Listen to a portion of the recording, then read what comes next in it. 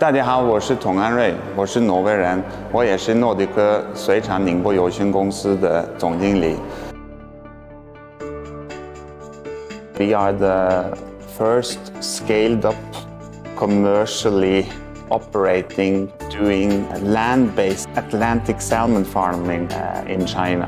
We have a registered capital of over 45 million euros. When we are going into a phase 3, this will then may go up to 135 million euros. So we are doing a significant investments into this area in this plant. Right now we are scaling up our production here. We have 4,000 metric tons each year running now in operation with that kind of capacity.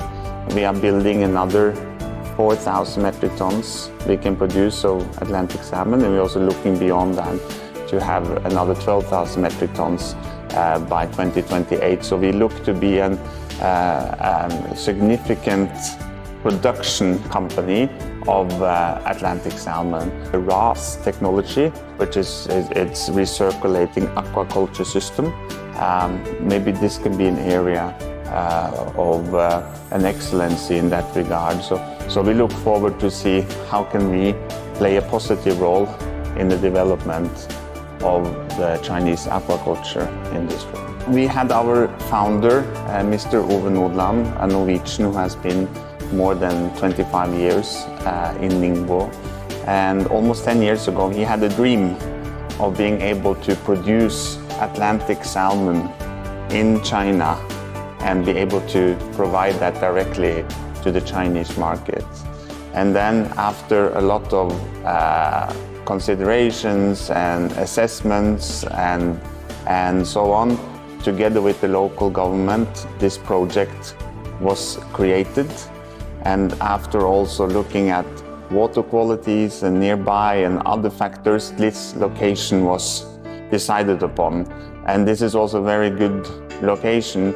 One thing is to actually have a land-based farming here. Another part of it is that we have a close distance to a big market around this Yangtze River Delta, where you have Shanghai, you have Ningbo, you have Hangzhou, and a lot of consumers in these areas. I think what we see here by being here in Gaotang and also in Xiangshan is that it has a long tradition of doing fisheries. And to have that seafood culture, I think it's an important aspect.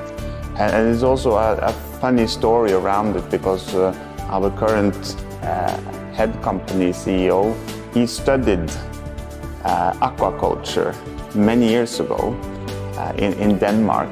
And he back then studied about a famous Chinese person whose name is Fan Li. And Fan Li, more than 2,000 years ago, wrote the first book on aquaculture farming.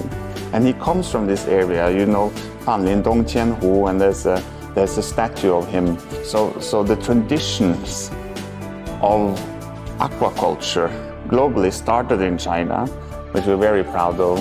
33% of them come from Xiangshan, so we are also happy to provide this opportunity for local employment and also to be a part of this development of doing land-based Atlantic salmon farming in China. We see this year is a special year between Norway and China. It's a 70-year anniversary of diplomatic relations, and one of the topics that were discussed among the leaders of Norway and China was to see how can you collaborate more, especially within areas of green transition.